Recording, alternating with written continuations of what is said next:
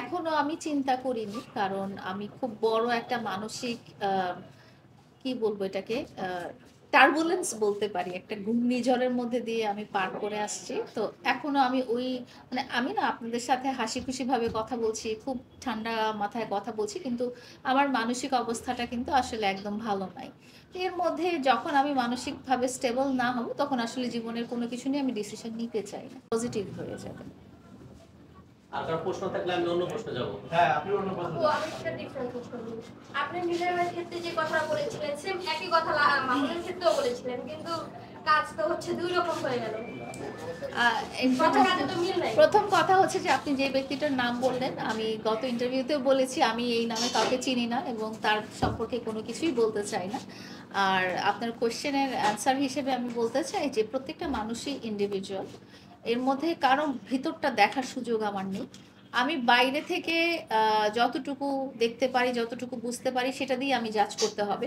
তার মনে কি চলছে, তার মনে কি আছে এটা আমি বলতে পারব না। ও আমার সাথে কেমন ব্যবহার করছে এবং ও চারপাশের মানুষজনের সাথে কেমন ব্যবহার করছে সেটা দেখেই আসলে আমি জাজ করতে হবে। আপু আমার একটা প্রশ্ন হচ্ছে, একজন কন্টেন্ট ক্রিয়েটর, টিকটকার এবং বসুন্ধরা এলাকায় তার একটা সেলুন আছে, নাম হচ্ছে প্রিন্স কাট সেলুন। আপনারা হয়তো দেখে থাকবেন যেহেতু সোশ্যাল মিডিয়ায় অ্যাক্টিভ। তিনি একটা ইন্টারভিউতে বলেছিলেন যে লাইলা হচ্ছে আমার সুগার। আপনি কি সুগার মামি কিনা, আর সুগার মামি যদি হয়ে থাকেন তাহলে ওই ব্যক্তিকে ঠকিয়েছেন কিনা, তাকে কিছু না দিয়ে। প্রথম কথা হচ্ছে যে সুগার মামি কারা হয়? সুগার মামি হয় যারা হচ্ছে তাদের মনের চাহিদা মিটায় টাকা পয়সার বিনিময় এবং তার বিনিময়ে কোনো রকম সম্পর্ক রাখে না। হ্যাঁ? যেটা সম্পর্কে সম্পর্কিত হয় না। তো আমি যদি সুগার মামি হই তাহলে একজনের সুগার মামি হব কেন? তাহলে তো আমরা অনেক, অনেক, অনেক এরকম তো আর কোনো ব্যক্তিই তো দেখলাম না দাবি করল যে লায়লা আমারও সুগার মামি বা এটা সেটা। এবং আপনি যে ব্যক্তিটার নাম বলেছেন তার সাথে আসলে একটা সময় আমি সম্পর্কিত ছিলাম, যেটা মনে করতে চাই না আর।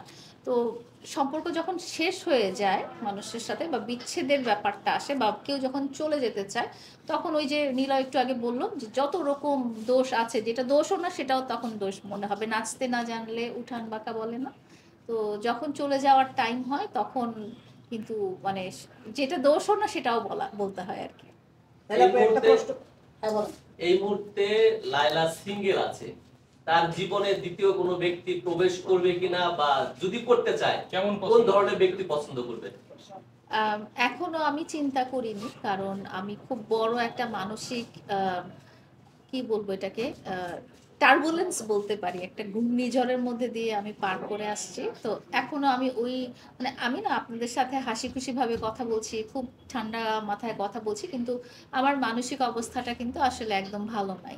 এর মধ্যে যখন আমি মানসিকভাবে স্টেবল না হব, তখন আসলে জীবনের কোনো কিছু নিয়ে আমি ডিসিশন নিতে চাই না। লায়লার জীবনে যদি একটা ভালো মানুষের বৈশিষ্ট্য বলতে বলি, সেই মানুষের বৈশিষ্ট্য আসলে কেমন হওয়া উচিত? ভালো মানুষের বৈশিষ্ট্য কি আপনার দৃষ্টিতে? প্রথম কথা হচ্ছে যে অনেস্ট, সৎ। হ্যাঁ? এটাই সৎ এবং সত্যবাদী। মিথ্যা হচ্ছে সমস্ত অপরাধ বা অন্যায়ের মূল। আপনি যখন একটা মিথ্যা কথা বলবেন, সেই মিথ্যা কথাটা ঢাকার জন্য আপনাকে হাজারটা মিথ্যা কাজ এবং মিথ্যা